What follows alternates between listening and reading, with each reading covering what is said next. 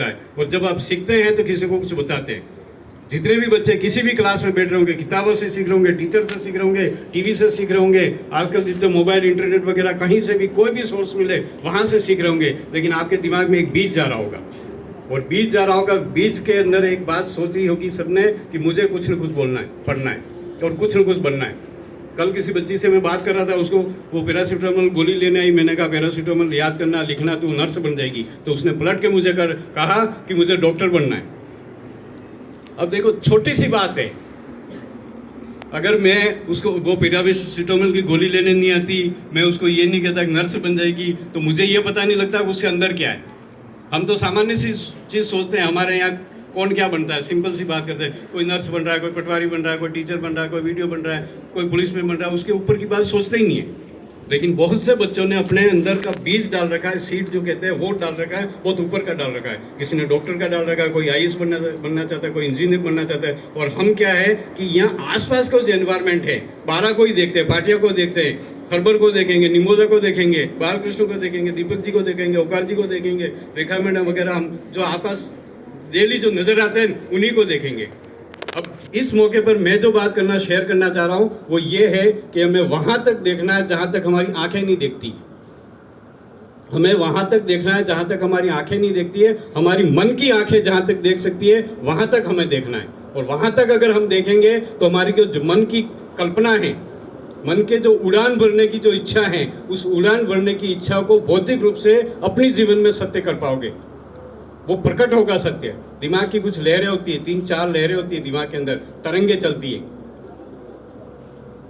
किसी क्लास में मैंने बात भी की थी, थीटा अवस्था एक होती है, बीटा अवस्था एक होती है, डेल्टा अवस्था एक होती है, अल्फा अवस्था एक होती है। 4 प्रकार की अवस्था होती है जिसके अंदर तरंगे होती है। जैसे लाइटों की तरंगे जाती है वैसी तरंगे होती है। उसमें एक मुख्य जो 3-4 अवस्था हैं, कभी और पूछोगे तो बताऊंगा, लेकिन एक अल्फा अवस्था जो होती है उसके बारे में मैं सार्वजनिक तौर पर बताऊंगा।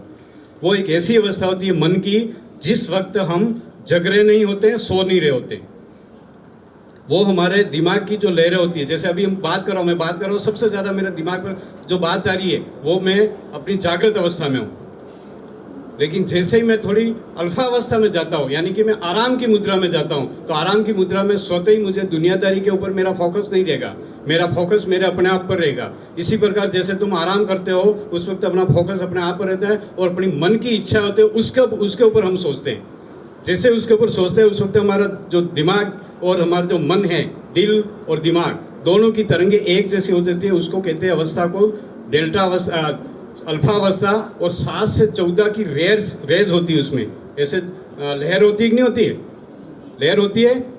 जैसे तालाब पे अभी जाओगे यदि हवा चल रही है तो हवा के साथ साथ लहर उठती है। जितनी तेज हवा की उतनी तेज लहर होती है। हम ज़्यादा सोचते हैं तो ज़्यादा लहर ऊपर उठेगी, लेकिन वो किसी काम की नहीं होती है।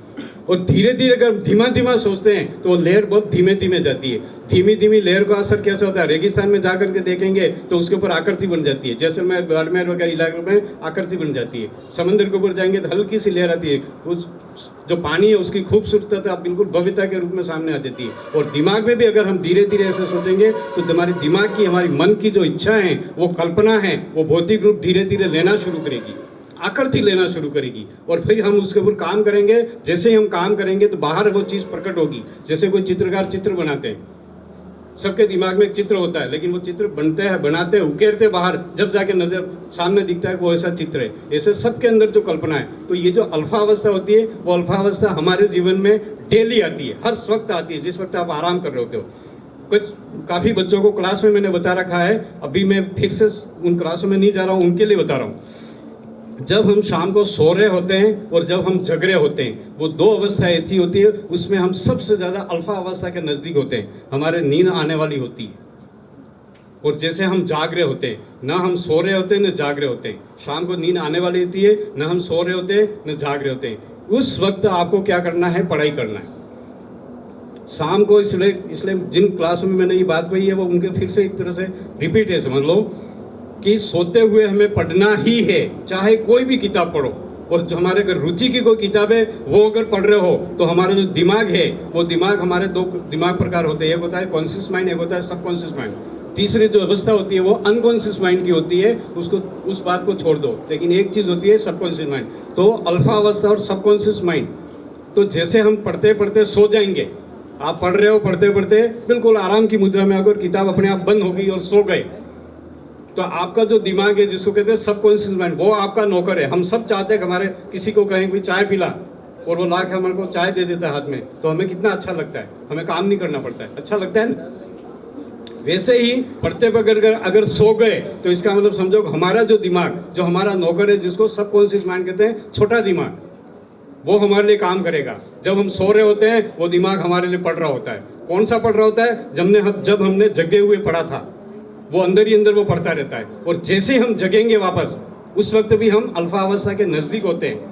7 से 14 सेकंड के बीच की हमारी लहर होती है। उस जैसे उठोगे और उसको वापस फिर रिपीट पढ़ोगे, वापस पढ़ोगे, पढ़ते ही मेरी गारंटी है कि जिंदगी भर याद रहेगा।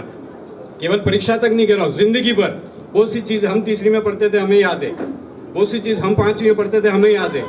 बहुत सी चीज आप जब बच्चे थे और पढ़ते नहीं थे और कहीं पर गिर गए थे,